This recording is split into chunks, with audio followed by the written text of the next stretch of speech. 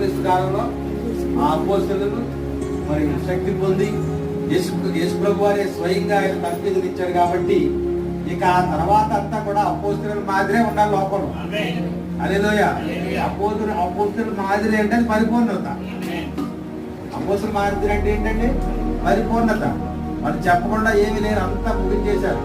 కనుక మనం ఎక్కడ ఏమి చేసినా భక్తి విషయంలో మనకి మాదిరి ఎవరు అంటే అపోస్తలులు.